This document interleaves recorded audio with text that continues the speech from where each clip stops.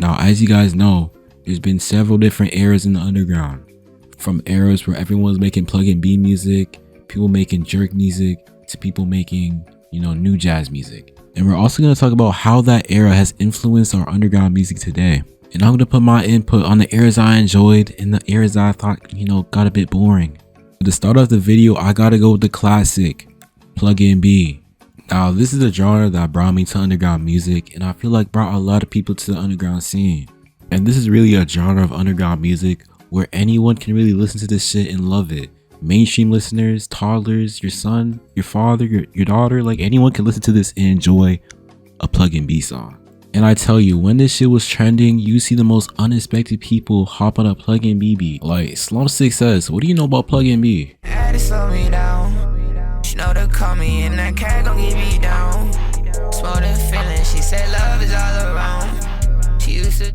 But it's fair to say Summrs and Slaywood really started this shit. And I don't even think it would be as popular or even exist if it wasn't for them. But I feel like this influenced the underground because I feel like it was really a gateway for most of the people to start listening to underground music. People start listening to Can, Isaiah TG, all of them. But by far, this is one of my most favorite eras in the whole underground music scene. And for really good pluggnb songs, I recommend Bell World 2 and Revived by Summrs. These two albums hands down have one of the best pluggnb songs. But I'll definitely say the shit got a bit generic at the end, but the classics really make up because they're just so. But we're gonna move on to those TDF beats, some Perk 40 beats. I don't even know what that genre is called. But this shit has a chokehold on, y'all. This shit's still like really popular now. But I'll say this is one of the most influential eras for the underground scene. And this sound really started blowing up when Osama Sun was on his run back in 2023. And I can really understand because some of this shit really sounds good. And the thing with this era, it doesn't only have effect on music, it has an effect on memes I've been seeing. There's been memes having these in the background. And tell me why. I seen this one clip on TikTok, Max playing some Perk 40 beats to Nino Paid, and I look in the comments, people talking about why we playing TikTok beats. Just know my phone nearly got some airtime.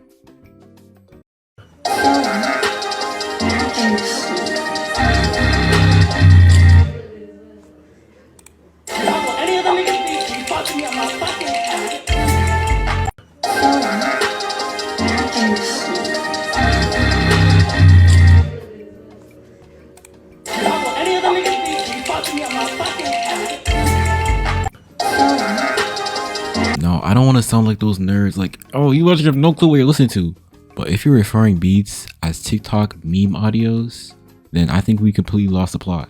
But besides that, this era has brought out a lot of talent, a lot of good music, so I fuck with it.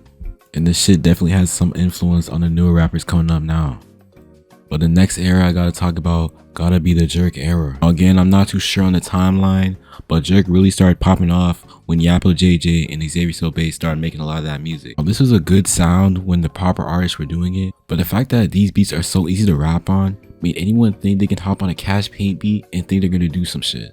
So for me personally, I think this song got pretty overplayed, but it's still a pretty decent era, I would say. I'm gonna play a little Jerk beat for the ones in the back that might be a little uneducated what Jerk is.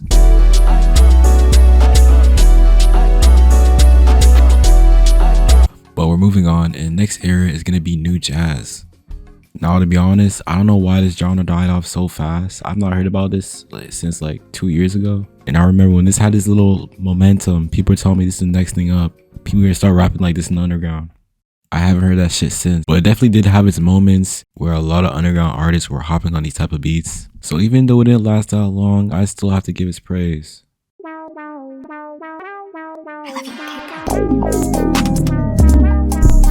I didn't know how crazy this beat was.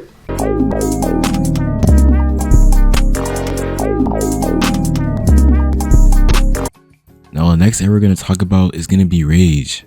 Now this is one of the few underground genres that went mainstream. Now Antisocial and a lot of other Slum6 songs really made this shit popular.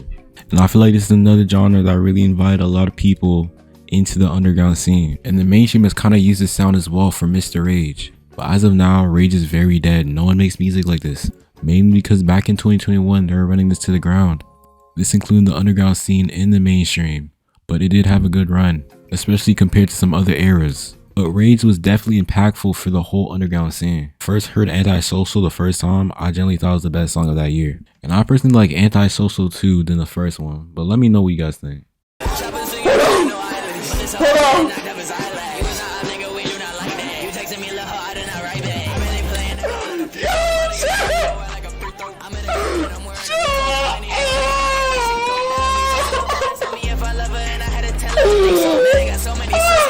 But me taking a sip, I got a Glock, yeah.